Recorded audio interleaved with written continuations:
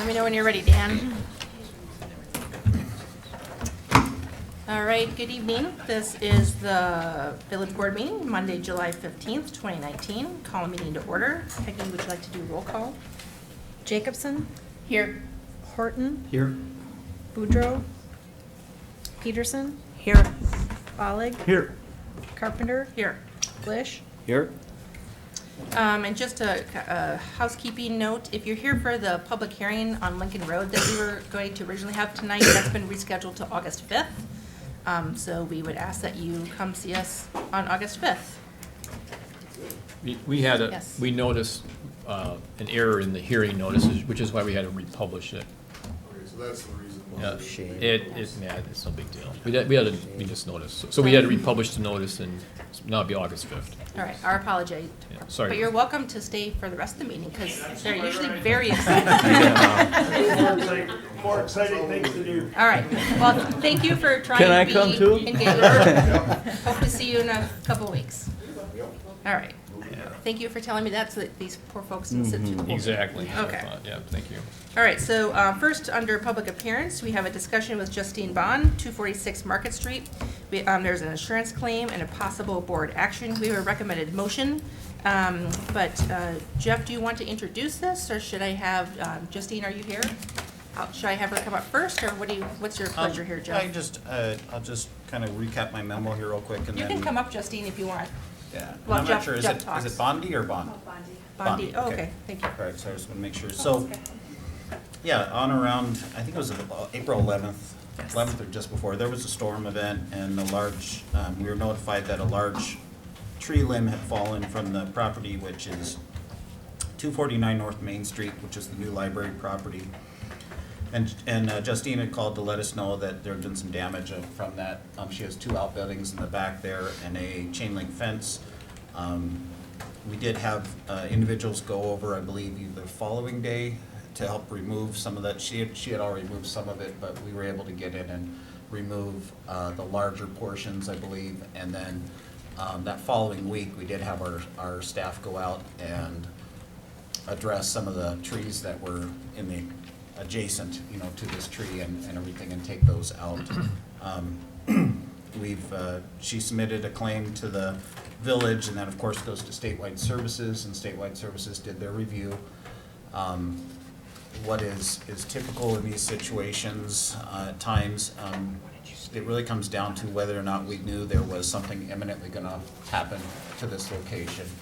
And the village liability is if there's something imminent happening and we're not doing something to correct it or have a plan to correct it or anything like that, then it could be a liability to the village. In a situation like this, we were aware that there were some bad trees in the area, but we were not aware of something imminently gonna fall or fail out there. And so that's why the insurance company is recommending denial of the claim. Okay. So Justine, thank you for being here, and so we have some information from you in the packet. You sent us some photos. Thank you for that. What would you like to add to that, or? I don't know, that summed it up pretty well. Did you get the Okay. whole I guess, pack- you yes, have the packet? digital copy. Okay. Okay. But yeah, that sums it up pretty good. I guess one of the things that I think I mentioned to the insurance person too, that it wasn't just a tree limb that fell, it was the entire tree, where the trunk is like 33 inches in width. So it Okay. wasn't like a little limb falling off. No, it was a pretty large size, I significant. thought it was a large size portion of the tree. Oh, the like whole a- tree. like a- It was everything. Oh, The the whole stump is tree, still okay. there. Okay. But yeah, just the damage to it and the fence. And yeah. I have questions before I ask questions. Like questions from folks? Jerry? Yes, Justine, do you have any other property insurance on the property? I do. I recently purchased the house like less than 2 years ago. So Okay. I'm kind of hoping not to file a new claim so quickly. Okay. But the insurance was notified right away when it happened, but we tried to go through the state insurance instead. So how much are they gonna cover on this claim? I think my deductible was like $1,000. I haven't pursued it further with them yet. I wanted to see where this was gonna land. Okay. So you don't know for sure? I just know my deductible and that's about it. The Okay. estimate was $3,200. $32.99, I think. I've got it right in front of me here, From so. Helmer. Yeah. Corey, Yeah, we've worked with Corey before. Yep. All right. Jeff, did you say that if any of this is paid, that the village would be assuming future liability? No, I did not. I just, Okay, I guess I don't understand. no, it really, and trees are very, very difficult. If there is something that's brought to our attention and we make the determination that there is a hazard or a problem with that, then that kind of puts the village on notice. And, then we have to actively be moving towards removing that hazard. And Okay.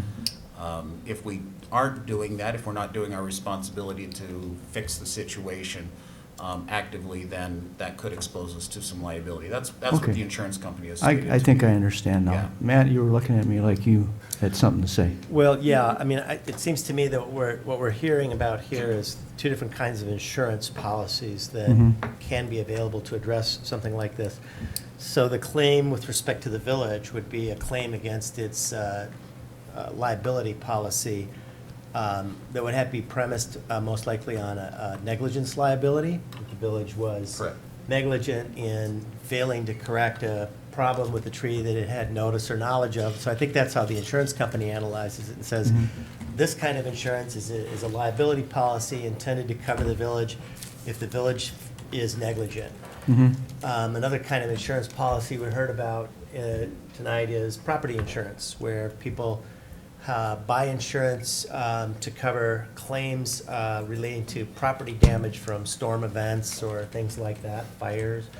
And so the other kind of claim we've heard about is one that might be made against the insurance that the property owner has covering their property. And they're different kinds of insurance that are intended to deal with different kinds of risks and damages. Mhm.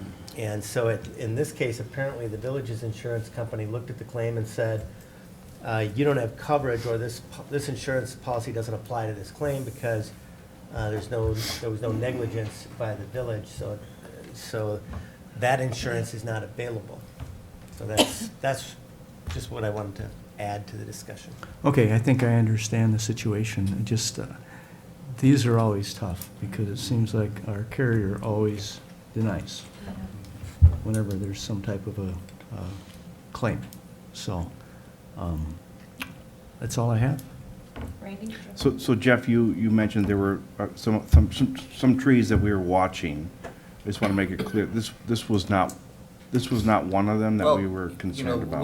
With the property, I mean, Gary and myself had been out there before, and we had seen trees that, obviously, if you look at the tree list today, there's trees out there where we look at it and like, those trees need some attention. But we hadn't actively gone around and graded each tree and tried to determine, its severity of having to come down or anything.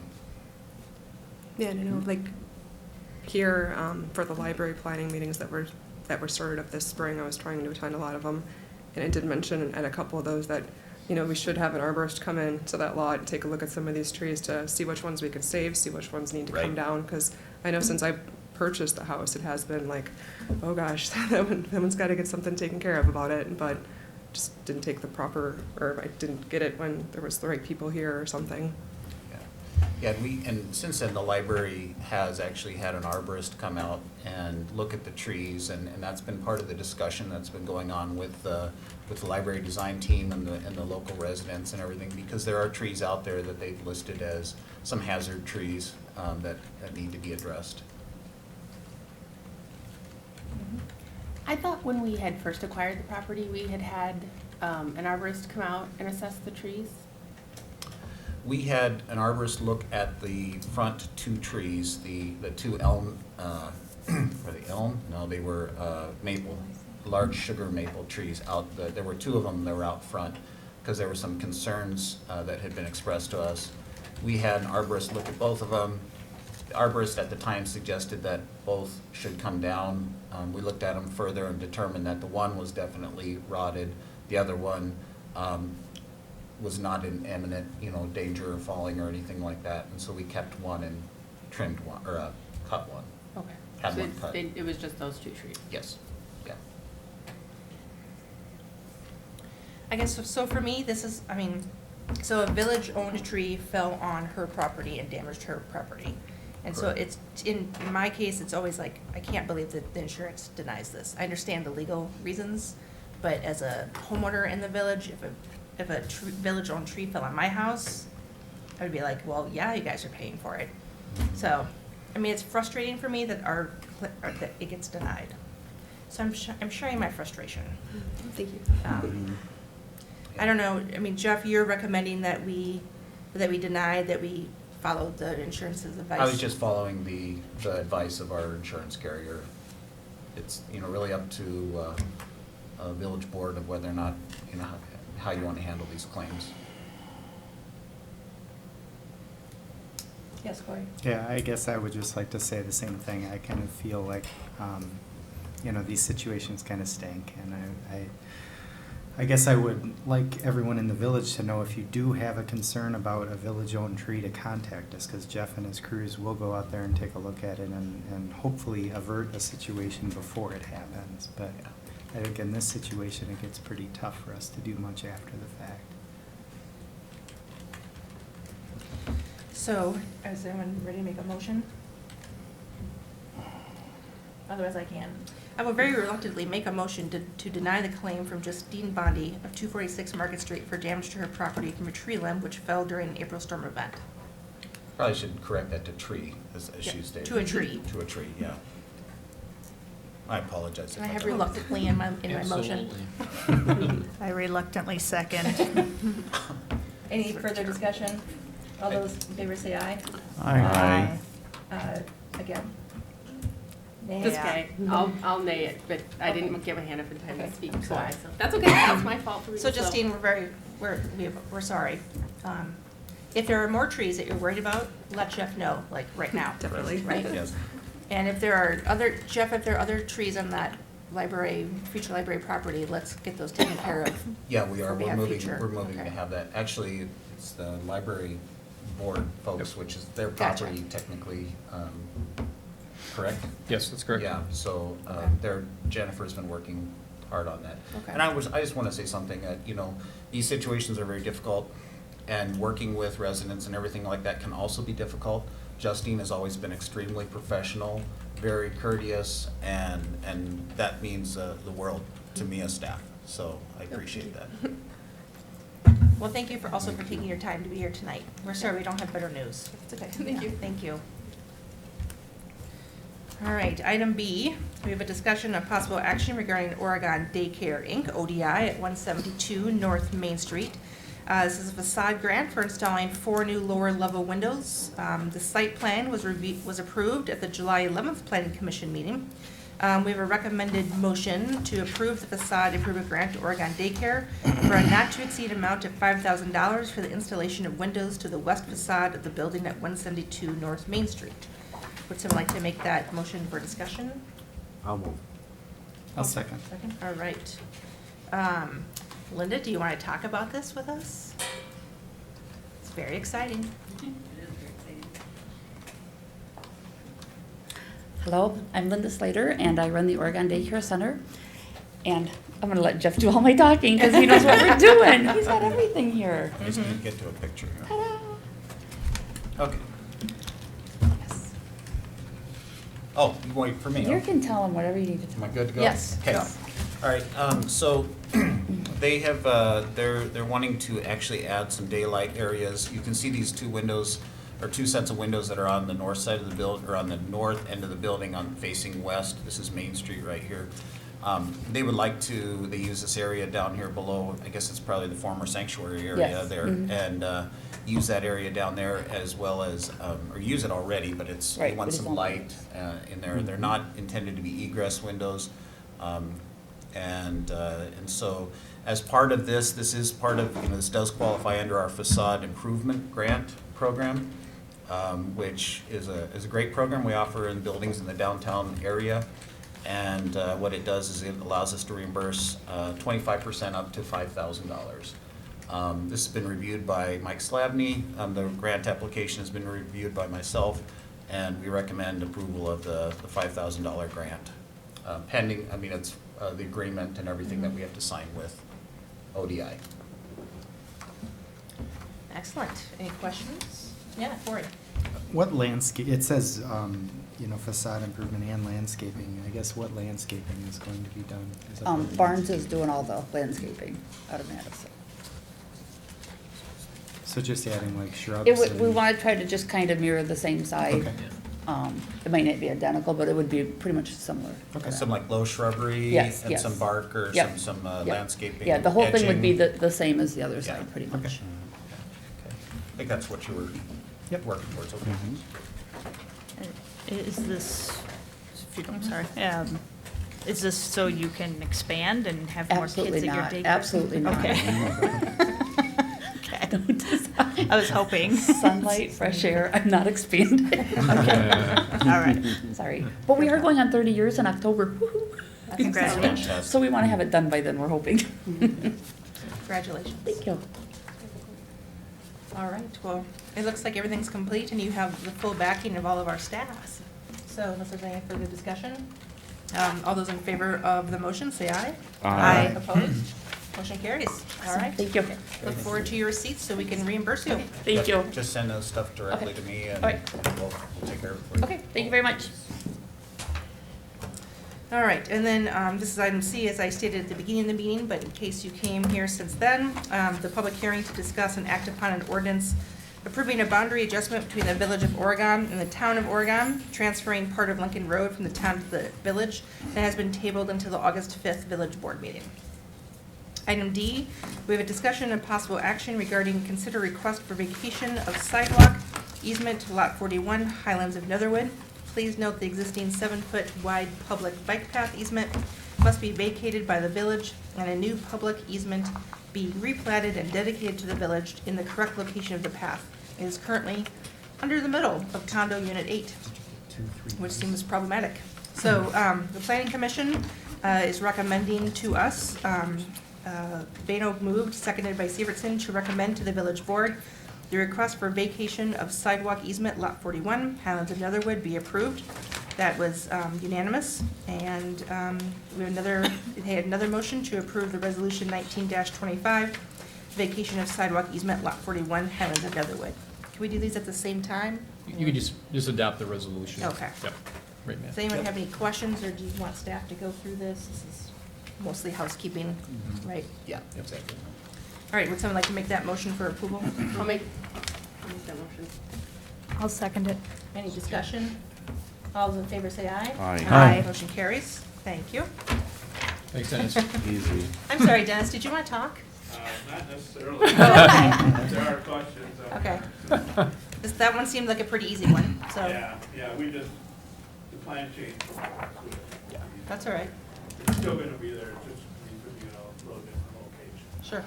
All right, well, thank you for working on that with our folks. Appreciate it. Thank you. Item 4, village attorney and the village administrator report. Item A is discussion and possible action regarding an offer to purchase from Dan Bertler for property at 1053 Park Street, which is the former motel site. So we have a recommended motion. The recommended motion is to approve the counter offer number 1 by the seller. Dan or Mike, does anyone want to talk about this? Matt, you want to go through? I'll just Okay. briefly describe the counteroffer. So when we met last week and discussed this, the board was open to the terms of the offer to purchase that had been presented by Mr. Bertler, but wanted to build into this agreement a provision that requires that we get a certain amount of construction completed on the site within a certain time period. And so that's what this counteroffer does.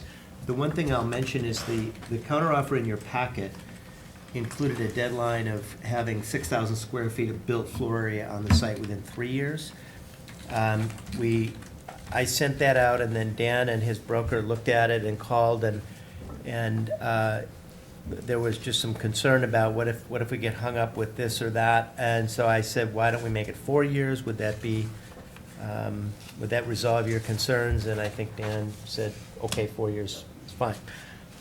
And so I changed that to 4 years, so the 4th anniversary. Other than that, this, it's the offer that was presented with just that change.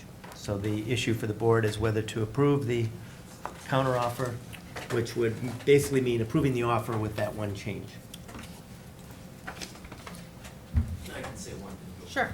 I just have a quick question. Has the full offer been made public yet? It's in the packet. The full offer? Yeah, It's attached to it's the. attached. Yes. So Dan's, Lori, Oh, that, okay, so it's that, okay. Yeah. so Dan sent us the offer, and then Matt prepared the counteroffer. Okay. And the offer is attached to the counteroffer. All right, yes, I got it. Yeah. My only comment was, just the time from 3 to 4. My goal is to keep going and have something start yet. Demolition per the agreement and the offer, have everything down, I think September 15th. Yep. But literally all full speed ahead and try to get something in the ground starting next spring for plan commission. So, that's all I have. Okay. Dan, just for the public watching, can you do like a 60-second recap of the property that you own, and then the property that if we approve this, you would be purchasing from the village? Sure.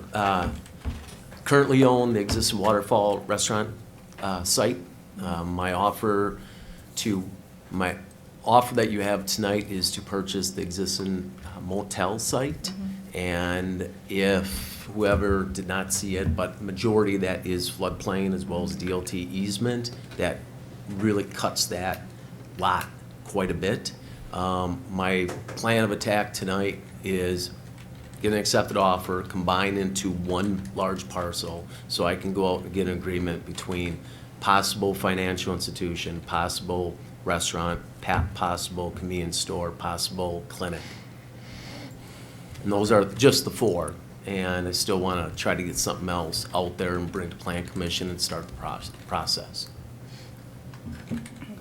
Questions? Yeah, Jerry? yeah, I want to say that this is a very positive, forward-moving project for the village, so I'm going to bring that motion forward to approve that counteroffer. This corner has been crying for a renovation for a long, long time, and I want to thank Dan for bringing this forward. Thank you. Have we made a motion and second? No, not yet. So I'll second the motion. Okay, then keep talking, Jenna. I was gonna second it. Oh, I'm so- sorry. Way to steal my thunder. Is there something that you would like to say? That you have the floor. Thanks, Jenna. You're welcome. Corey, did you have something? Yes. Again, I'm also very excited about this. I think this is fantastic. One question that I have for our attorney is, part of the sale includes a contingency that, for demolishing the foundations and the other site as well by September 15th. If that's a contingency, does this technically then close September 15th, or how does that work? Well, if you look at line 277, it says additional provisions / contingencies. Okay. So, and then if you read the text, it's not really described as a contingency, it's an additional provision, an additional requirement. And so, again, this would require the completion of that work by that date. Okay. And we anticipate closing by the end of July. Right. And you don't anticipate any concern with getting that work done? No, I already have 3 competitive bids on demolition. I have the asbestos report, or I'm sorry, the environmental report completed and ready to file to the DNR the minute we have an accepted offer and get rolling. Yeah, my only concern was that was potentially gonna hold things up. And Yeah, wanted to make I know sure it that says didn't happen. contingency is Yeah. kind of a weird language there, but it's not a contingency on closing. We're gonna close before that work is done. Okay. And then you can see that it even says, the terms of this paragraph will survive the closing of this sale and the conveyance of the property. So it's anticipated that that work will be done after closing. Okay. I have to say, this is the easiest kind of real estate deal I've done in a while. It's probably one of the easiest, Like yes. more like this. You call this the easiest? Yeah, these questions are all about crossing the Ts and dotting the Right. Is and everything, not because we don't think you're actually going to get it done, because this isn't your first time dealing with the village and we No. trust you, I so. resided here for 20 years. I'm excited to be part of it and get some growth into the village. Sure. And I can't remember what we've talked about in closed session, what we've done in the public. So if someone's looking at this document and thinking, wow, the village is not getting very much money for this land, I want to make, just so this is public, that part of our negotiations with Dan has been that he will not be seeking TIF funding. Correct. So, when you're doing a project like this, and is it okay if I explain this to the public watching? Absolutely, sure. Absolutely. You can either, the village can either get their money through the land sale, or, encourage a developer to do the development through the land sale or through TIF money. And Dan has preferred to purchase the land from us on a, what do we call it, a land? A discounted price, shall we say? Discounted price in exchange for not doing TIF. And in the long run, that actually saves the village money, because we don't have to borrow money for the TIF. So in my mind, this is a win-win. I just want folks to make sure that the public watching doesn't think that the village is somehow, getting screwed over this deal, because this is a win-win for the village, that we're not doing a TIF. Yeah, Jerry? One other consideration is the fact that this property is not on the tax rolls right now, and it will be after we close. Yeah. Correct. So, Great. Yeah. Anything else? The only thing I could add to that, Jeannie, Yeah. is the offer to purchase includes us also removing the existing footing foundation and cleaning that all up. And I think that price alone was $25,000. Right. So by September 15th, this lot is gonna look a whole lot better already. Absolutely. Even Or as- sooner. Even as gravel, it will look better. We're very excited. And then obviously, we're excited to see what you bring forward to the planning commission for development. Sounds good. And again, just for those people watching, everything that Dan is proposing still has to go through the public process. He'll be bringing plans to the planning commission. So this is the very start of the process, so we're excited. Yeah, Randy. Let's get to it, Dan. I'm on it, Randy. All right, if there's nothing further, then all in favor of the motion to approve the counter offer, number one by the seller, say aye. Aye. Opposed? Motion carries. Thank you. All right, we'll look forward to the next step. Thank you, Dan. Jeannie, can we take 2 Oh, minutes and hang on. sign? Dan, can you sign? sign it? Yeah, then we can see you coming Do you back. have the one that I edited that Yes, says fourth four. anniversary? Yep, yep. I'll check it Yep. right now. Yep, yep. Okay. So then, Matt, are you gonna take that then? I don't have to. Why don't we have Peggy keep it, send a copy to Dan, send a copy to me? Okay. Just scan copies to us. Is that okay, Dan, if Peggy just sends you a copy? Yes, sir. Okay. We already ordered the title work, so we'll close soon.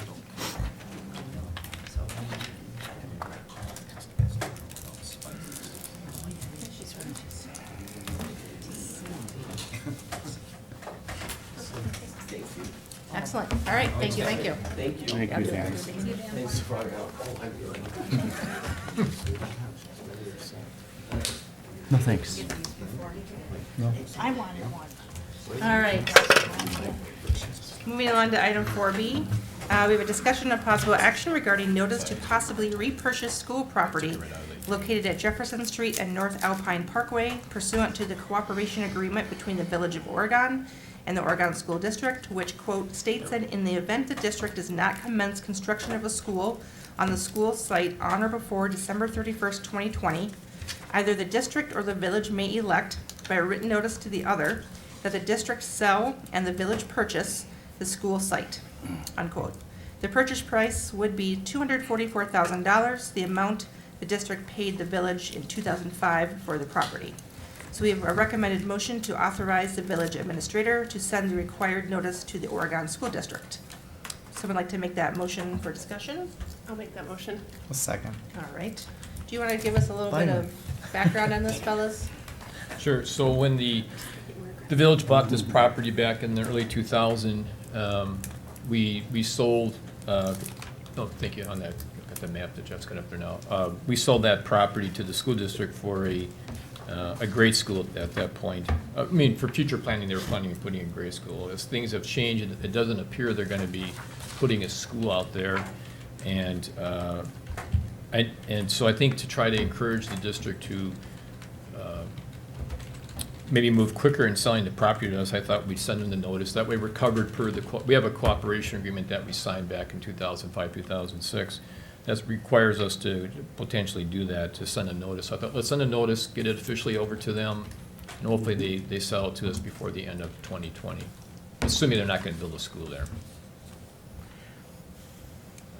In another way, I'm sorry if I could, to think about it is, we're really just asking if you want to authorize us to offer to buy the land at this point. We're a little ahead of schedule under the agreement, but we could certainly, before we get to that deadline, offer to buy the land at that price. Right. I think this is also a way of officially having the village board notify the school board that we're interested in the village board's interested in the property. So to recap, we're talking about these 8.7 acres, correct? That says school district? They actually, so Jeff, I think we determined they actually own the detention pond area too, right? Okay, plus a detention pond. Well, it was supposed to be split off. But it never was, so yeah, yeah. Any discussion, questions? So this is the very first step in, if the village is thinking about developing this land, this is the first step in doing that. Correct, correct. Can we not do anything before December 31st, 2020? Is that the deal? We technically would have, if they don't want to sell it to us before that, they could wait and hold the property till then. So they could choose to sell the property before that if they wanted to? They could, yes. Okay. To us. To us. To us, yeah, they To have to us. sell it to us, yes. So it can't go to anyone but us? Or we We get have- first right of refusal? Yeah, exactly. We can repurchase the property, yeah. All right, questions, thoughts, Jenna? Well, I'm excited for the opportunity to purchase this piece of land. I think it would be, I know, we've kind of floated multiple ideas for this piece of property. I'd like to see if it would be the right fit for some potential affordable housing, maybe some athletic Yep. fields. So I'd like to, kick that off as soon as we can. Yeah. Duly noted. Yeah. Yes, Amanda? No pressure, but. Yeah, so that's my question. Do we want to do this at this time? Like, is this the best time to approach them about it, or should we wait till like January 1st, 2020? I mean, for budgeting reasons, do we have that money now? If they say, yep, sold, like, No matter when if we purchase it, we're gonna have to borrow for it, so the timing doesn't really matter, and I would like to get going on this. I like to, if the school district is willing to sell it now, I'd like to start, as Jenna was talking about, we have people that are interested in doing affordable housing.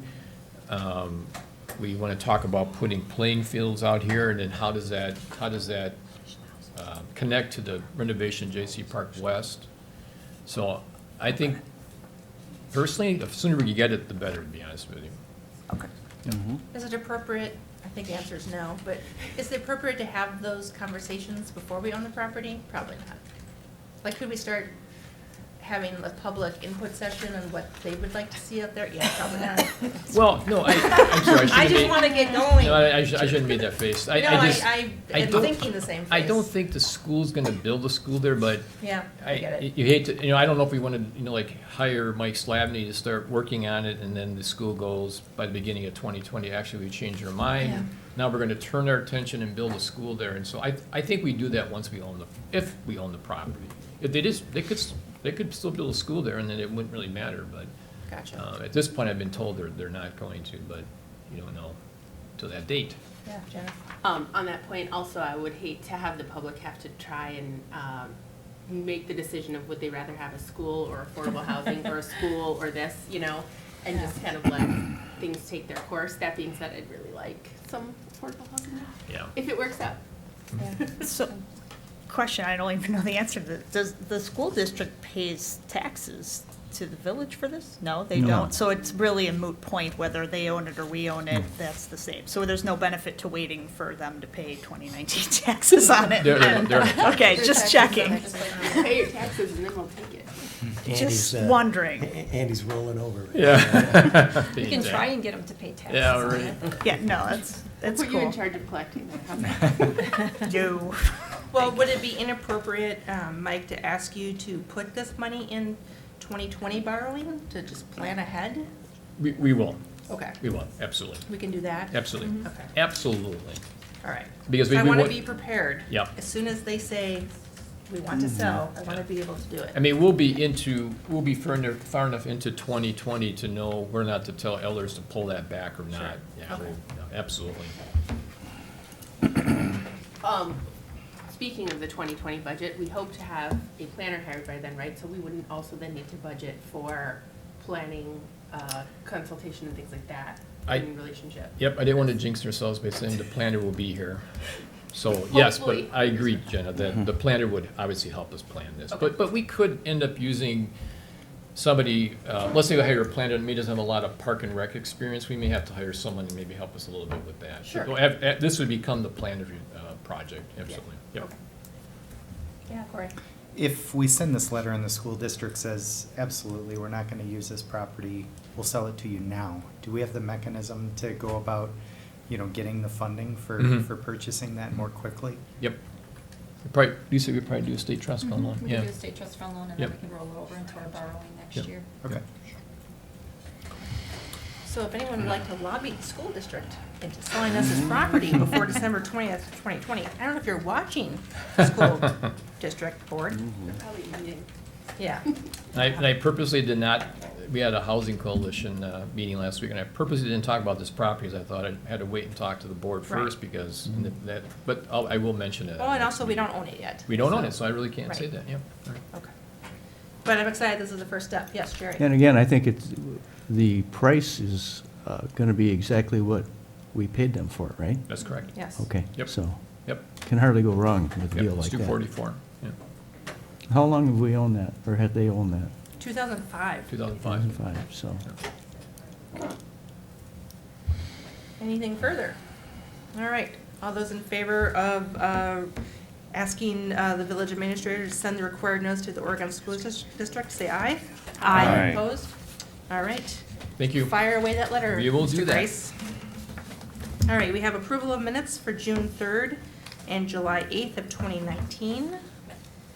Anyone would like to make a motion to approve those? I'll make that motion. I'll second it. Any discussion or corrections or changes? All those in favor of approving those two sets of minutes, say aye. Aye. See you, Dan. Opposed? Motion Thank you. carries. Next, we have approval of vouchers. So tonight, we have vouchers in the amount of, scrolling. Is it up there? Scrolling. Aha. $217,645. Do I have a motion to approve these for discussion? Jerry, you making the motion? I'm making the motion. All right, cool. Anyone seconding it? Second. All right. Questions? I have a couple, Okay, go ahead. if that's okay. Jeff, I got a couple for you, I guess. I would not expect anything. Yeah, I know this is unusual for me, but on the last page of the vouchers, the wetland delineation, Park Street, what? Park Janesville Street, that's the wetland delineation that we had to have done as around, it's the Park Street, Janesville Street intersection project. And so we do a wetland delineation to find the areas that, Okay. for the construction. Who does that? Yeah, Corey, who does that? I didn't even see this on there, but ultimately my firm did that. Right. Actually, before I even knew about it, this isn't me per se, but people at the firm that I work for. So I'm going to abstain from approving these. I don't have any financial interest in the No. firm itself. And I will just, in Corey's defense, our engineers went out and sought quotes from 2 or 3 individuals, Mhm. and Ari Smith was the one that came back with a good price for it. So what's the end goal for doing this delineation? I guess Well, the end goal is, first of all, we're gonna have to determine, our engineers will have to determine how much we're impacting wetlands okay. with the construction and the design. So they then try to tailor the design to minimize wetland impacts. It's basically just along Butter Factory Creek there, and then way on the far end of the Park Street project. Okay, It's is there- very standard. Is there going to be a project that's going in there or something, or? The intersection project. The intersection project, Yes, I'm sorry, okay, yeah. yeah, The Park and that's- Janesville intersection project and Park Street Okay, reconstruction. that's I'm sorry. Actually, that's actually the question. I Yeah. didn't know what project that was. Yep. And I didn't do a very good job of asking my question, so, thank you. That's all right, it's fun to put Corey on the spot. The other question I have is on Baker Street Consulting. Professional services for, and it's $9,500. What is that for? That is, that's the, That's off the library. that's the library. Library, okay. consultant It's for the- it's a yeah. monthly, Thank you. Yep. Those are my questions. I'm off the hook on that one, good. I had no idea. Mike, I don't think Corey needs to abstain from that if he's working for that company. Or- he does, No, not unless he's an officer, director, or owns an interest in the business. Do you have any of those, are you any of those things? I'm not, but I would just feel more comfortable just Okay. abstaining. Okay. Question, yeah. When it says that it's Friends, I'm guessing that's Friends of the Library, or, Where's the? it's Amazon, one of the Amazon purchases. I wasn't sure if Jeff was buying I was Friends gonna online or say, if it was something else. I make so many enemies, they have to buy friends every once in a while. Does it I couldn't help? resist, it's right there. Yes, I know. Does it help, Jeff, to buy those? Some days. It could have been like the name of the book or something too. Oh, that they bought. Or the I don't- TV show DVDs? Yeah. I don't know. Isn't that like the most streamed on Netflix, Any I heard? further questions on vouchers? All right, so Corey, I think when it comes to you can vote on everything except for that line item, and then just abstain from that line item. If you still want to vote for everything else, Okay. it's up to you. Sometimes the village also pays the Firefly for things, and I usually vote for everything except that line item. Okay. That's how I do it. All right, so we have a roll call to vote on the vouchers. Yes. Bollig. Yes. Peterson. Yes. Glish. Yes. Carpenter. Yes. Horton. Yes, but I'll abstain on the R.A. Smith item. Okay. And Jacobson. Yes. All right, thank you. So now we have the time for community input. Is there anyone that would like to talk to the board about anything that's not on the agenda? Yes, Judy. Made the first mistake in my life, right, Mike? yes. Was that the right answer? That's the right answer. Okay. We have been advertising that we're having a groundbreaking at the Beehive tomorrow, and we are not. It's Friday at 1 o'clock. So I just wanted to make sure of everybody listening and as the board, please come and join the Beehive. They are also having a grill out, so after the groundbreaking, we are going to have all kinds of good food, he says. So I just wanted to make sure that was clear that it is Friday and not tomorrow at 1 o'clock. Perfect. Thank you. Excellent, thank you. All right. Proclamations and announcements. Do we have board comments this evening? Staff comments? Yes, so tomorrow night, we're having the ice cream social, and all the big hitters will be handing out ice cream. Is that I think that's the right term? Who? Big hitters. Okay. I was being sarcastic. Okay. Facetious. Celebrity scoopers, I think is what Randy called That's what I it. called it. Celebrity scooper. If nobody called you, then. Oh, yeah, then nobody- he's clearly kidding. Then he's clearly kidding. You Jerry's can like, hang out I with didn't me, get a call. Jerry. You're lactose intolerant. Among other things. Yes. The combination of staff and board members I'll be handing out. yeah. We'll give you a cone, Jerry. Okay. We got a deal, Randy. Second item, there, at this point, there is no need for a board meeting next night, or next Monday night, excuse me. Is that your final answer? I think so. I know it's been hanging out there, yeah. I'm taking it off my calendar. We hear it for 2 Mondays in a row? Yep. Then we have the joint meeting on Thursday, the 25th with the towns. And there was a request if we could move or we could start the committee meeting on the 29th at 6 PM versus 5 PM. Would that work for, I think it's Jenna? and- How long of a meeting do you expect us to have? 'Cause I know Randy has something at I have a 6:30. 6:30 meeting. Okay. So you just start at 5?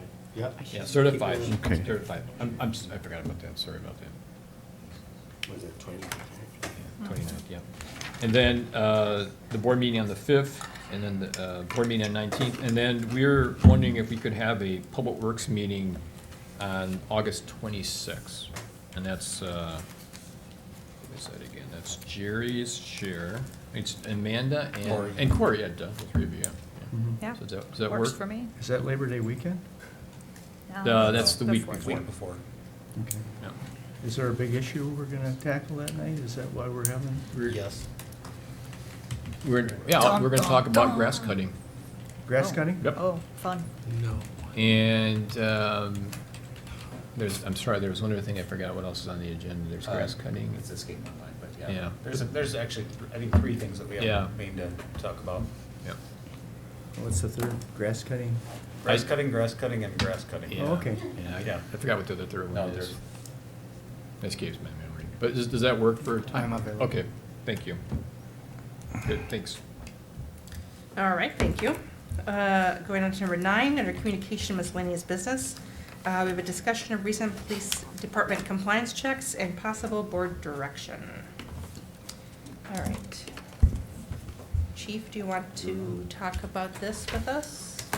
Yes, we conducted our semi-annual compliance checks on the 25th of June. 3 businesses failed: Senior Peppers, Ace's Main Tap, and Mulligan's, which seem to all 3 kind of perpetually be on our list. As per always, when businesses fail, I send out a letter to them, which I did. It's in your packet.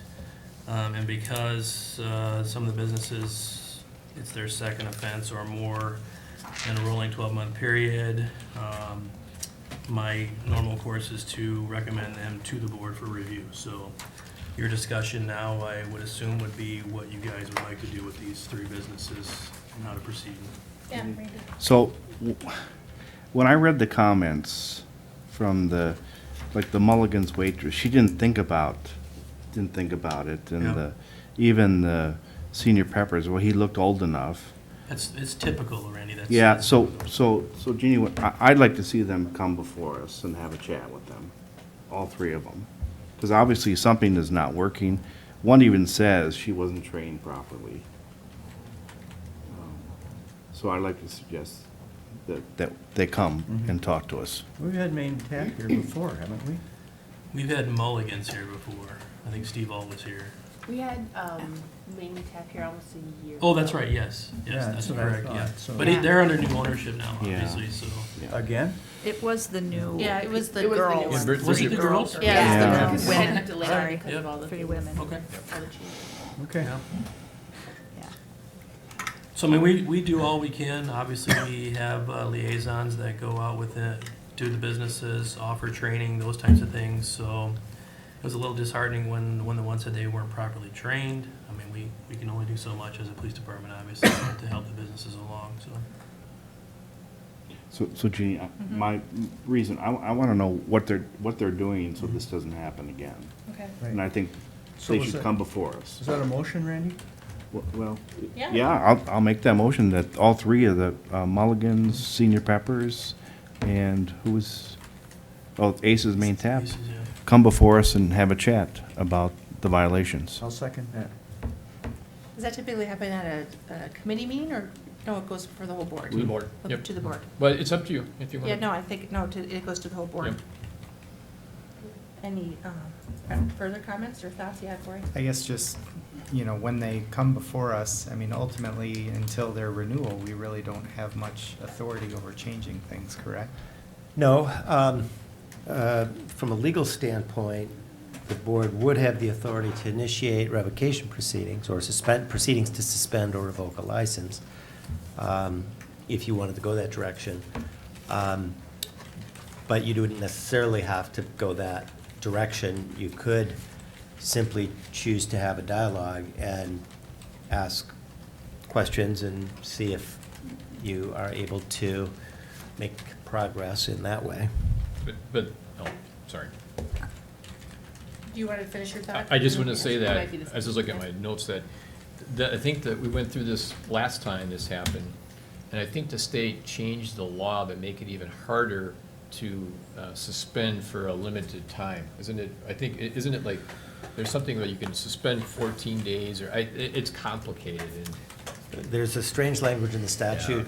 So it's not as easy as that. Dealing with suspension that indicates that if the decision is made to suspend, it has to be for not less than a certain number of days. Yeah. And now, my view of that is if the board went through that process and chose to suspend for a few number of days, I doubt the license holder would Yeah. complain. Right. But it's kind of an odd Yeah. situation. Yeah, Amanda? So I'm curious, since this isn't the first time for a lot of these businesses, have any of these businesses come to you, Chief Ewell, and said, we want to take advantage of additional training or anything?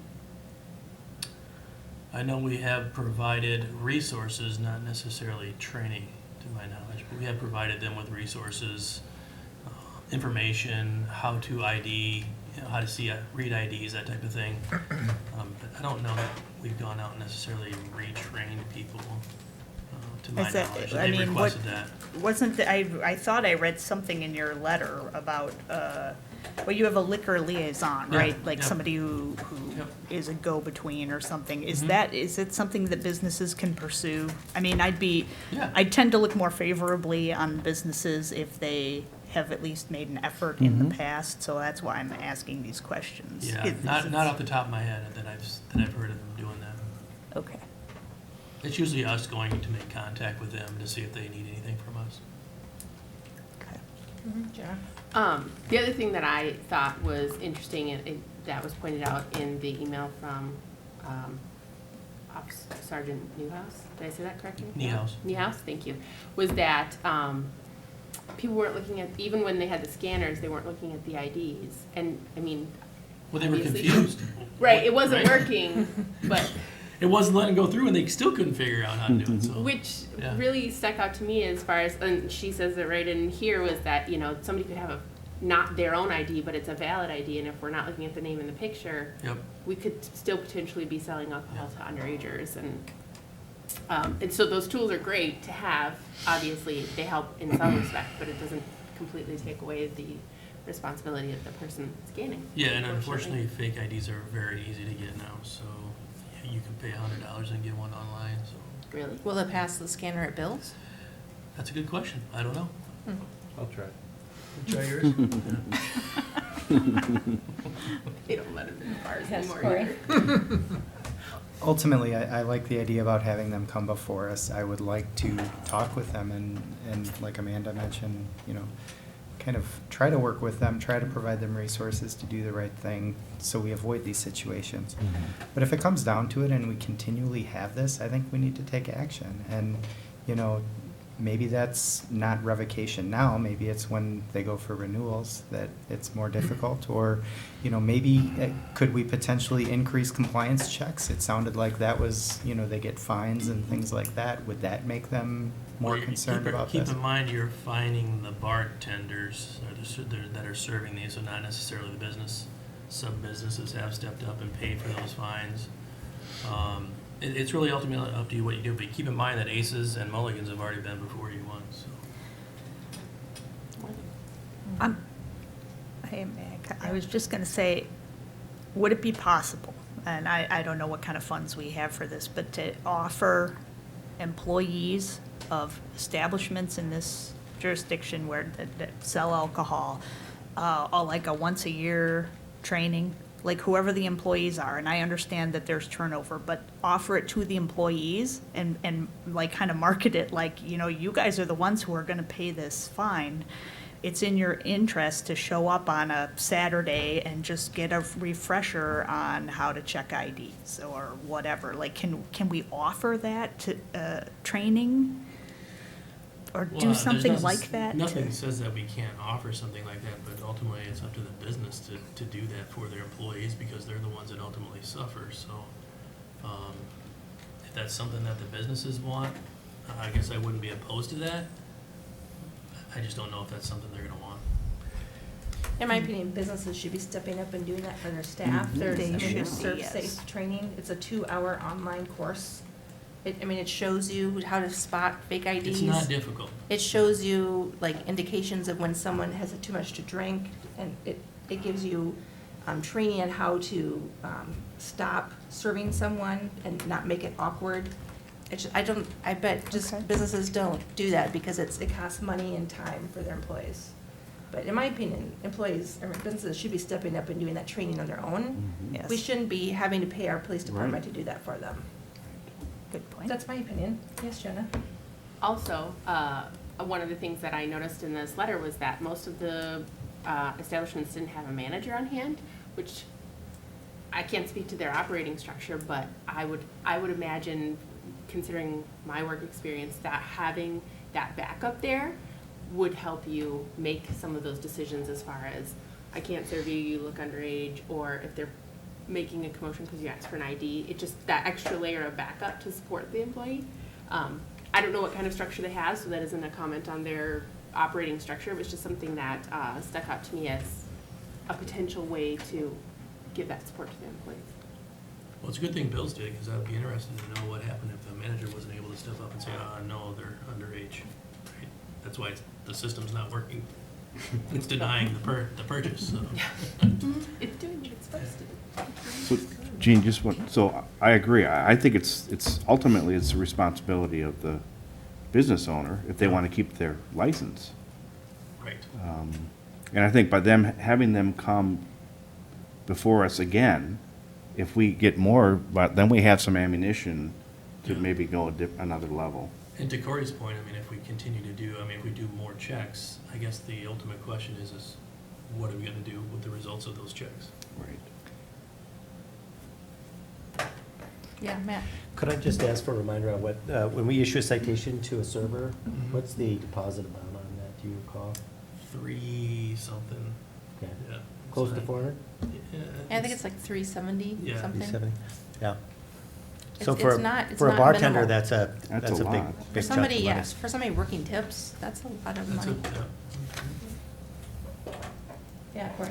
I guess, I'm kind of scratching for solutions here, and, the bartenders are the first line of defense. I'm not looking to take money out of their pockets, but ultimately, they're the ones that we need to be participating in this. And one question I have is when we do go through licensing renewals, can we put a condition that the bar actually has to have specific training if they've failed so many times? Could we put a condition like that on there? We already have policies in place that I believe apply to renewal applicants that before we would renew the license, they have to demonstrate that they have adopted internal policies relating to training and other things. So that's already a requirement of our licensing process, I believe. Is that correct? Mhm. It Yep. is, yeah. Yeah, so when you submit your license for alcohol, you have to submit a written copy of your training policy to your staff. I was gonna say, I'm sorry. Yeah. No, I was just gonna say, if they're not doing that, are they in violation of their license? The policy doesn't say you have to follow your policy. It says you have to have a policy. Oh. If you want us to get into the process of following up to see are you actually following your policy, then we'll have to talk about that. I mean, if you go to any of these establishments, they all have signs on their doors that say, "We check IDs." I've seen them. They're on the front doors. So, I mean, it's just, it's how do you get your employees to follow the policy? That's the age-old business owner question. Yeah. To me, this doesn't seem like this is an Oregon-specific issue. Other municipalities have to have dealt with this over and over and over again. I wonder if there are league resources or other municipalities that we could talk to about unique options that might have worked for them. Well, I've spent probably as much time as any municipal attorney in the state working on these issues. I was gonna say that. And I'd say this village is at the cutting edge of paying attention to these issues and doing a lot to really try and encourage the kind of behavior you'd like to see and create the environment you'd like to create. I'm not aware of any communities have found any better ways of addressing these issues or who are more diligent about dealing with these issues, at least not that I'm aware of. We are one of the few municipalities that do regular compliance checks. That's, yeah. And what I was gonna add was that we go, every board that's been here since 2013, we go through the same discussion. I'm not trying to be difficult about it. Every time we go through the same discussion. And if Steve was sitting here, he'd tell you, the state has handcuffed us what we can do. And The Tavern League is very strong. Yeah. They've made So- it difficult. Yep. If we could cite the license holder instead of the bartender, Which they changed that would 2 be nice, years- but we two- can't do that. 2 years ago, We used to right? be able to do that, We used to be able to do and now that. we can't. Yeah. So now the box that we're kind of in is, one option is to continue to cite bartenders, continue to do compliance checks. That's what we're doing. The next step up is to move to a proceeding against the license itself, a suspension or revocation proceeding. And that's a big step. And this board has not yet taken that step. Yes, John? I know we had previously discussed like a points program or something like that. And as I'm sitting here listening to our conversations, I wonder, do we have any examples where instead of more like a punishment program, points and not docking things off, we have like an incentive program where if you invite your liaison, and I don't know how this would work legally, so I'm spitballing here a little bit, but like if you invite your liaison to your annual employee training, you could potentially get some dollars off of your liquor license when you come to renewal, or anything that would, rather than being a punishment, is more of an incentive to do these things. I wouldn't make it I don't know that we can Right. give them a reduction on the liquor license fee, It's because I just think a, those are you know, mandatory. But if you wanted to throw incentives out there, I mean, monetary incentives or otherwise, you could start having that conversation, but I don't know what it would take to really make it so that in the calculation of the particular establishment, that now they decide, yep, it's worth it to me to make this investment in training or whatever. Yeah, and I don't know either, and I would want to have those conversations with the business owners before we made any decisions, and also calculate what the real cost would be to the village before we enacted any policy, but I'm just thinking, you know, potentially an incentive program is more appealing than the reverse of that, and if we could come up with something that was workable and not expensive, that it might be something to explore. I think that'd be an interesting conversation, because there are certain businesses, owners that only think that they have these issues when we come in and do these checks, otherwise it's not a problem, so. Yeah. So Randy, did you make a motion? I think We Jerry, had a second. Jerry I seconded. seconded, yeah. Any further? So the motion is to ask all three business owners to come in, or a representative from the business, or manager, or an owner, right? We're not interested in having the bartenders No, here, no, are I'd we? like the owners. Yeah. The owners, owners. yeah. Yep. Jerry? Absolutely. Okay. Ultimately, wouldn't it be best to have the licensee, I guess? The Is there- agent? Yeah, the agent. So I would suggest this, that if the business is owned by an individual, who is also the license holder, that would be the person you'd like to talk to. If it's a corporate entity, then I think it gets to be a little more complicated, trying to figure out I don't think so. who's really, who really has the power in this outfit. I don't think so. Could be the agent, or it might not be. It depends on the situation. I would actually send it to the three people that Brian's memo or letter went to, for all Okay. these three. To Bridget, to Stephen, and to Maggie and Wiggly and. So all of Cedar these people are Peppers. either owners or Yeah. managers? Yep. Okay, I think they're all owners, aren't they? Mm-hmm. Yeah. okay. And when do you think that will happen? I'll probably do it at the next meeting, if that's okay. because- August? Yeah, because August the 5th? following meeting is a joint meeting with the library then, so, yeah, I thought I'd bring him to the August 5th meeting. And I'm just thinking how that's gonna work. We're gonna talk to them one at a time, bring them all at the same time? I don't know. How does that work? One at a time? I suggest one at a time. Yeah, okay, That's what we did last time. okay. Yeah. Will you send them a letter, or how will Yep. this work? Yep. Can you, in that letter, can we suggest things for them to think about? Like, ultimately, we want this to stop happening, right? Because as Yeah. a board, wouldn't we Mhm. rather do other things? I'd rather do other things. Mhm. I'd rather build affordable housing, I'd like to, build some parks.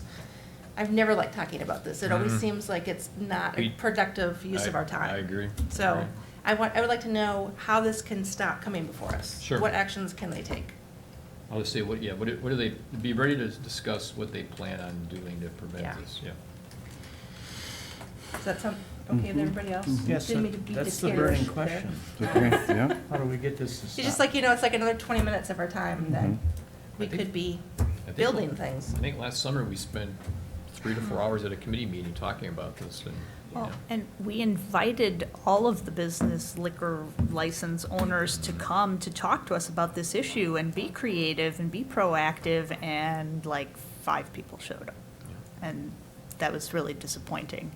And I know we can't force them to come, but that's not being proactive, so I'm very disappointed in the turnout. And so if we ask them to come, I mean, again, we can't make them come, but we're implying that it's important that they show up, so we can have these conversations. I'm happy to work with businesses, but, this is getting ridiculous. I mean, Yeah. if I could say, They I have to mean, be the in good, I mean, and then, I look at it a little bit differently too, is that, you look at how many got checked, these are the 3 that failed, and there were some repeat offenders in the past that are not offenders now, so, true. I don't know, I think it's kind of a mixed bag, in my opinion. Would it be, I don't want to name names, but there's one business in town that we had a lot of problems with in the beginning, and they haven't appeared on our list in a long time. I'd like to know what is he doing differently, that we Brandish never the see his sucker. bartenders on this list anymore? I know Steve personally went and talked to that person, I think a Okay. couple times, because he wanted to encourage him not to appear in front of Right. us again. But they have to be doing something right, you Yeah. know? Carding everyone that looks, Mhm. what was Okay. it, 99 or something like that? Yeah. Yeah. Well, and the board might want to publicly thank those folks for Yeah.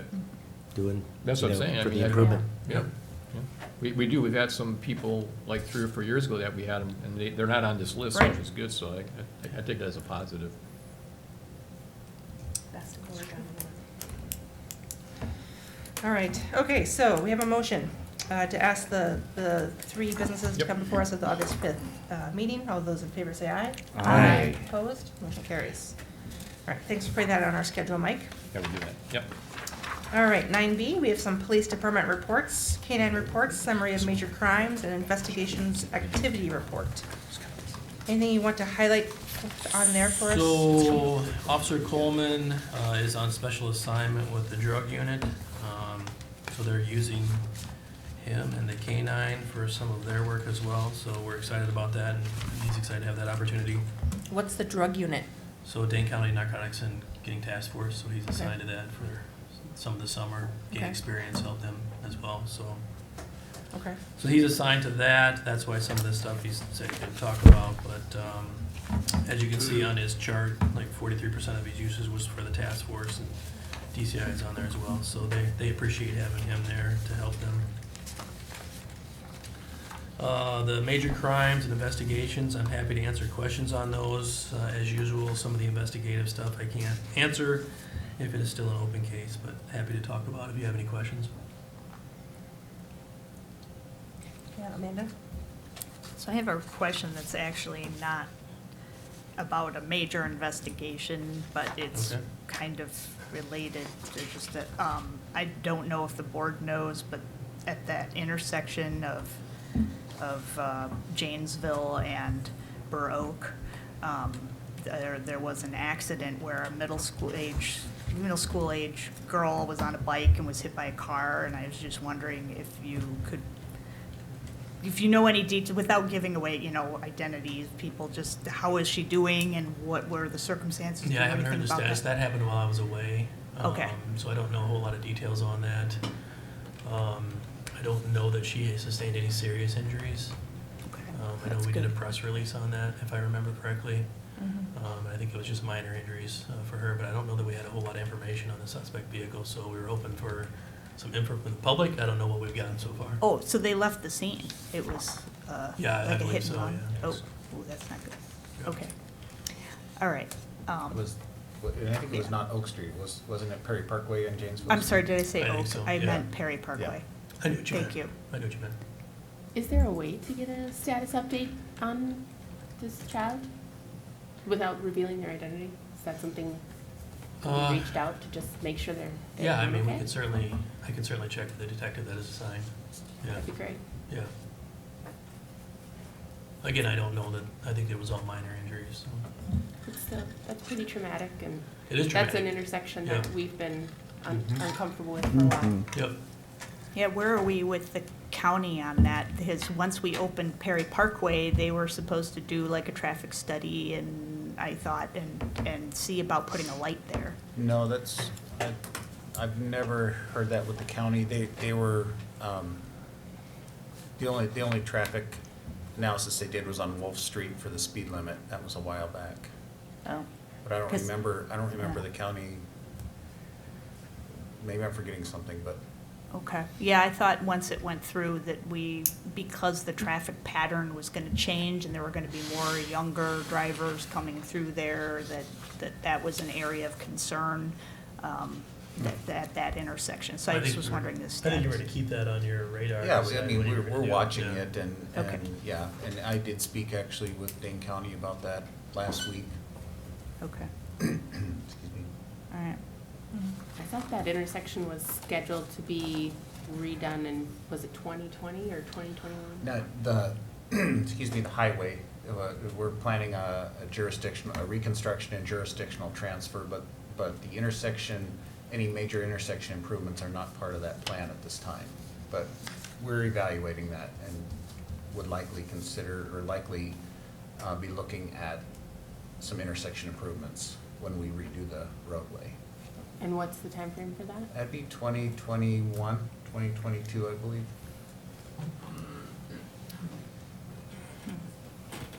Okay.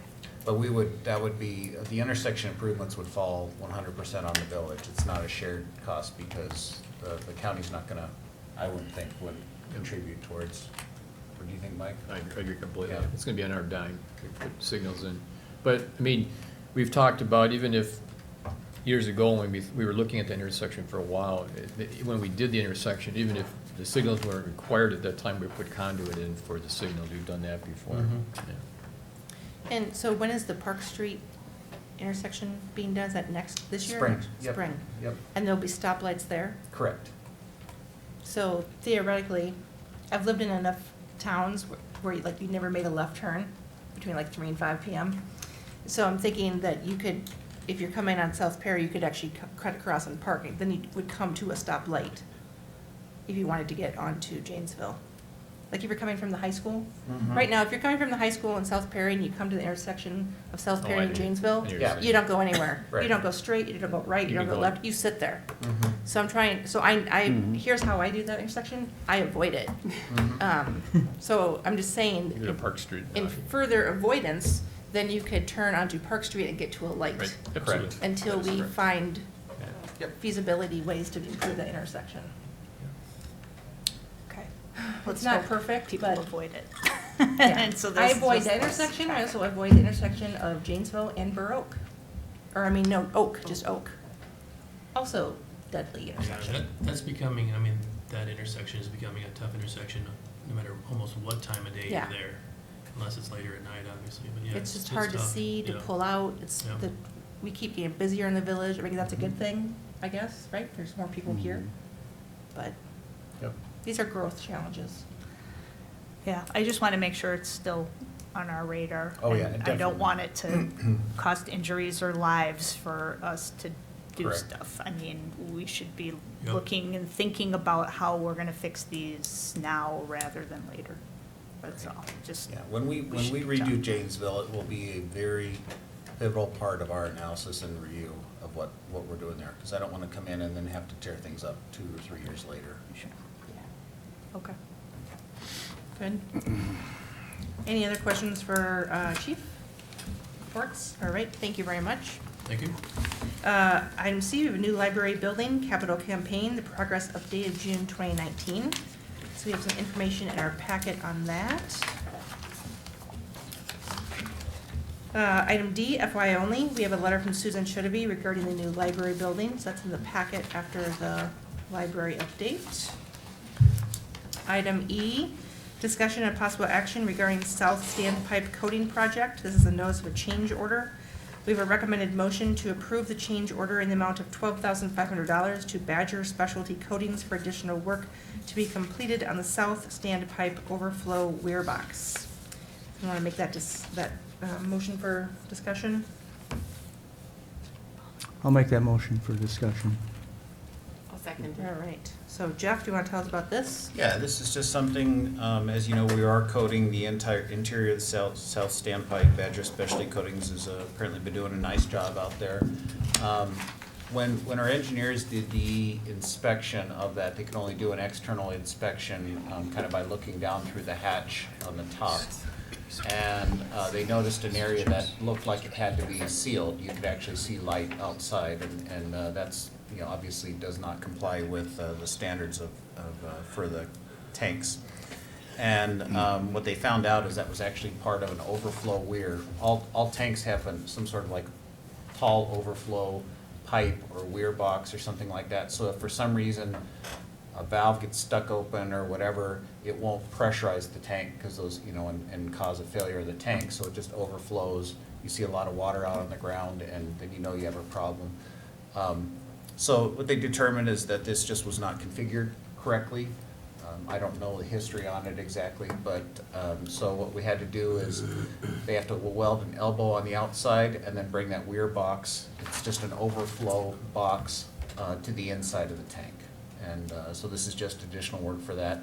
I did not want to delay their work any further on this, so that's why I did authorize them to go ahead with that, but I always feel comfortable bringing this to your attention and having you ultimately approve it. Any other questions? What is the weir box itself? What is that, just a collection It's a item? It's kind of like it's just a square box, Uh-huh. and it's got a overflow portion on it, and so when water reaches a certain height, it just overflows that lip of the box, flows into the box, and then the box is connected to the overflow pipe. So it's kind of like a collection box, if you will, on top of the pipe. Okay, thank you. Yeah, I don't know anything about water towers or weir boxes, but I just look at $12,500 to repair this, and it seems like a lot of money, but Well, it is until you're looking at the fact that they're welding, and they've got to bring in equipment, and they're welding at about 70, 80 feet above ground, No, both inside and outside the tank, so it's, yeah. I leave it to the experts. Any other questions? All those in favor say aye. Aye. Opposed? Motion carries. Thank you. All right, F, we have a Badfish Creek Drainage District update. In our packet, we have a petition from the Jefferson Street residents to the Drainage District Board, and we also have a site visit recap of June 29th site visit with the Drainage Board members. Jeff, anything you want to highlight from your memo? It's in our packet. No, I think it was just to be able to keep everyone up to speed that, I'm encouraged. We're continuing to see things move forward. We're seeing some more communication also from the Drainage Board members, and I think that's all positive and moving forward.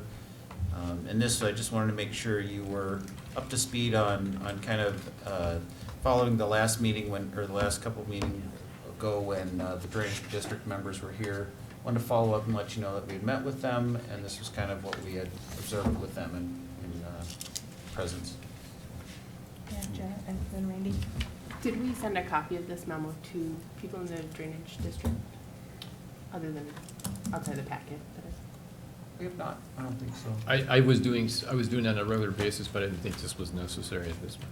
Yeah. We're actually, per Candy, what she tries to do is she tries to get people to sign up for email, so we don't try to remember that every time to do Are you it. talking about the members, like the Jefferson Street folks and everything Yeah. like that? No, we haven't, but Okay. it's just part of the packet and everything. Yeah. Right. So Jeff, on number 3 of the site visit recap, the 15 to 25,000, would that be our cost? That would be The village cost? Yeah, if you remember right, when we discussed this, the tricky thing right now is just figuring out who's in the drainage district. Right. And that's gonna cost a significant amount of money.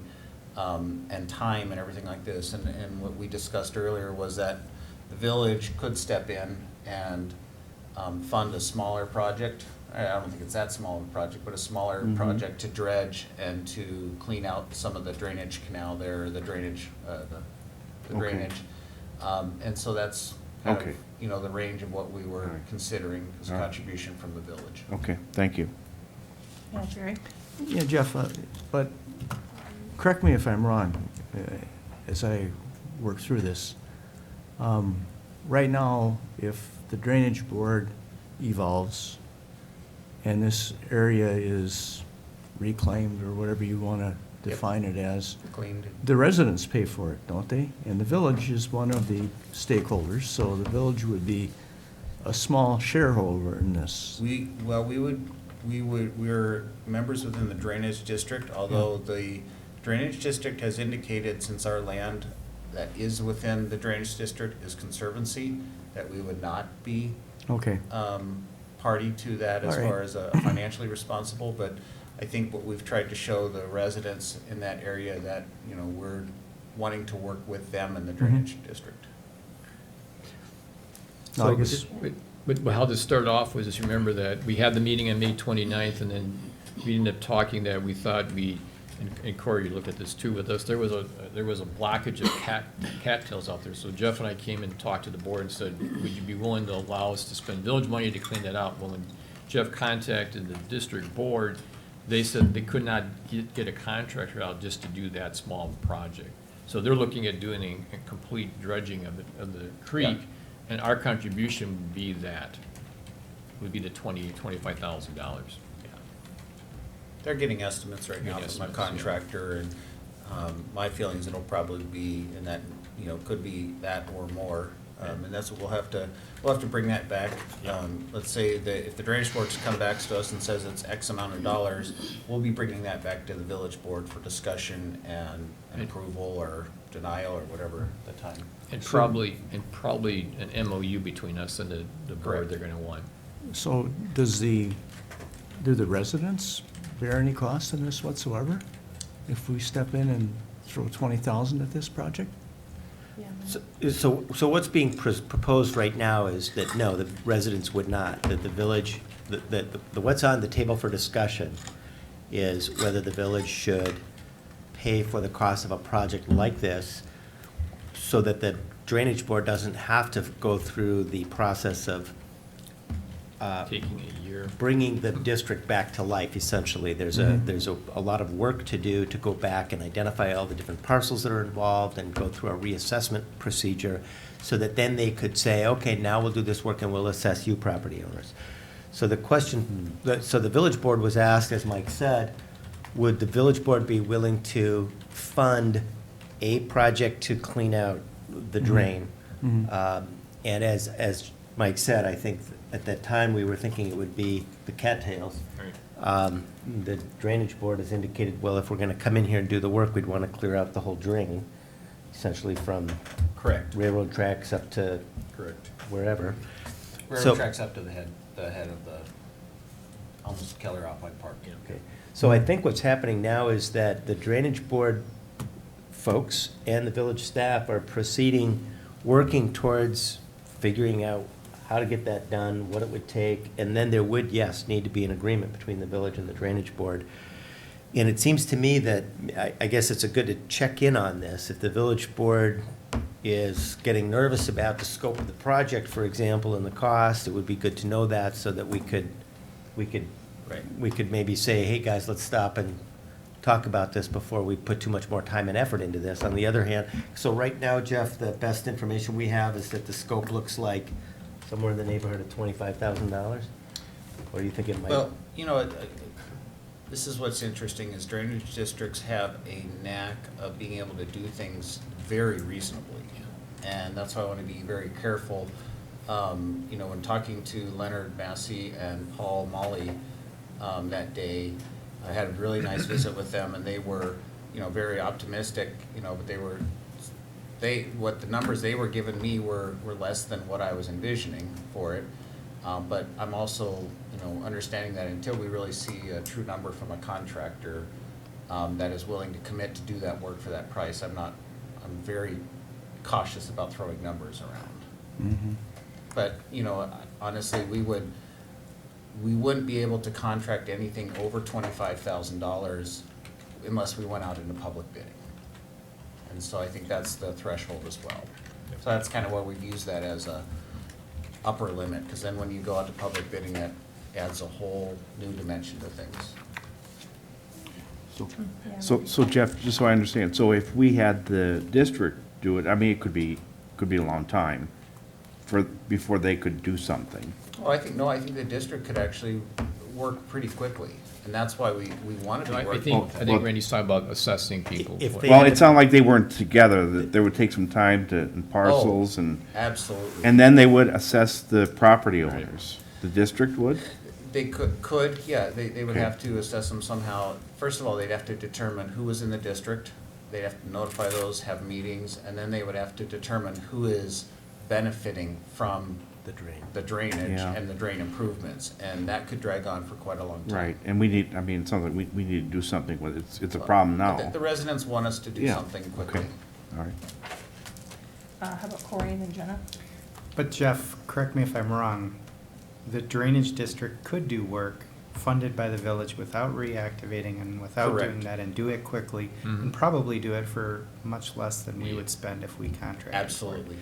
Okay, the other thing I wanted to mention was, I would like to at least have discussions with the drainage district board as well, draining north-south through Lerner, to try to alleviate some of the flooding of Netherwood as well.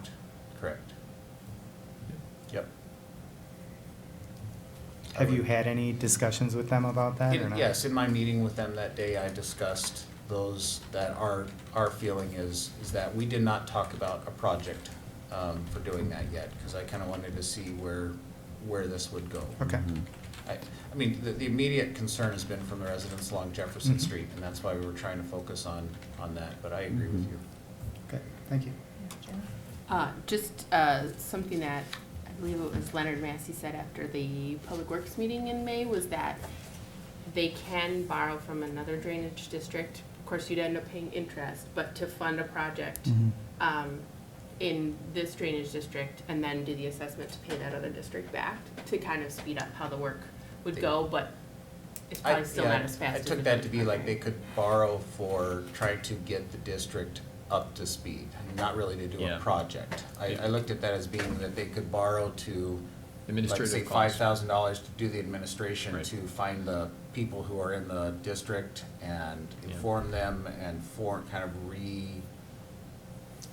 refresh the It's ownership. not to do the projects. Yeah. Oh, okay, well, that's Yeah. just different than That's how what I he and I interpret it. It's like- spoke about. Well, you know, and when- maybe I'm wrong, but that was my understanding of Yep. it. And this is kind of new territory for us all, so Yeah. I don't want to put words in their mouths either if I misspoke. Yeah, Jerry. Yes, I just, I realize we're proceeding into new territory here, but if I remember the May meeting, the concept of that this problem with the drainage ditch could be just high groundwater. Correct.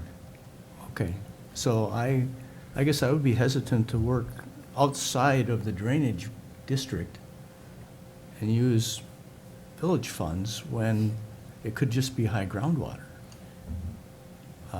I agree, yeah. Okay. And I like Corey's idea of returning it to its original path, because I think that was the original path going through Lerner, right? Yeah, okay. Those are my two thoughts. So, are you looking for direction? or No, this was just FYI, I just wanted to keep you up to speed Okay, on, thank you for that. on things, how we're going. I think I don't know, it would be nice to be able to get the people who signed this petition a copy of this memo. What I should do is, I will send this, I'll send it to Jamie, she's really good at Okay, yeah, putting it out. there you go. Send I it to should have Jamie and probably have done her that. Yeah. distribute it. Yep, I will do that. Just because I want them to know that we're very much trying to be a good partner in this. Yeah, Yeah, I think, agree. I think they're understanding that. And Okay. I think hopefully they're also getting that from their communication with the drainage district folks Okay. too. Well, that's true. That's true, you're Yeah. right. Yep. Yeah, I just don't think it hurts to give them a copy of this Yeah, memo. I will do that. Yeah, okay. Is that going to be on our agenda for the Public Works meeting at the end That of the might be month? one of those, yeah, I think that might have been, I have my file. You said you had upstairs. three items. Could be, I still. So we're still formulating the agenda, is what? Oh, always, absolutely. Jerry, to the last moment, you know that. Okay. That's at the end of August. That's a That's month- true, that's a long A time lot can away. happen between Month now and and a then. quarter away, yeah. It could be, Jerry, yes. Yeah. We might even have 4 items. Oh. I We'll could go come up crazy. with some. Yeah. Okay, item G, review of connection, impact fees, and building permits. All right, questions on these for staff from anyone?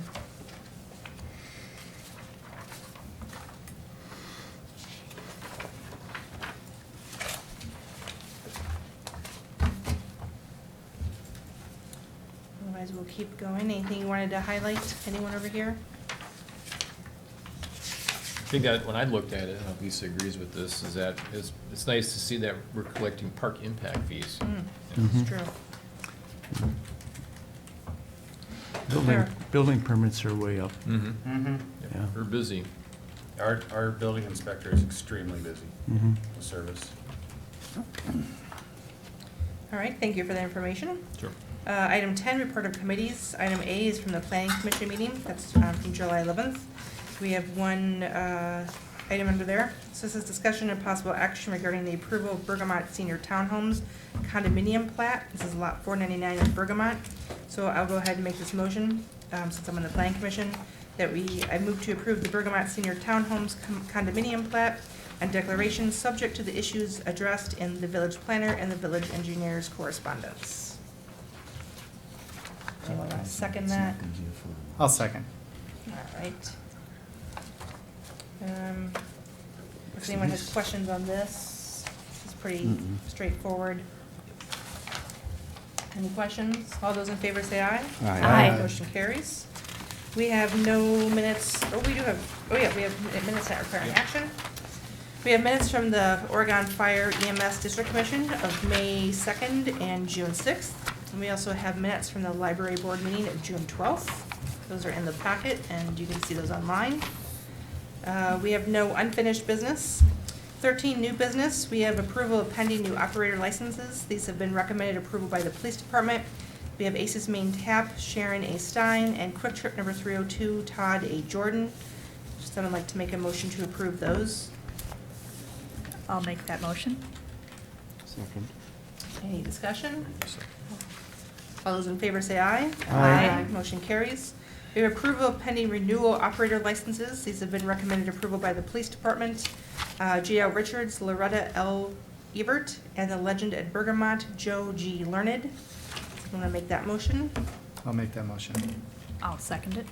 All those in favor say aye. Aye. Motion carries. And then I think we have some future agenda items, and we're on to adjournment. Motion to adjourn? I'll make that motion. I'll second it. Second, all those in favor say aye. Aye. We are adjourned. Thank you, everyone.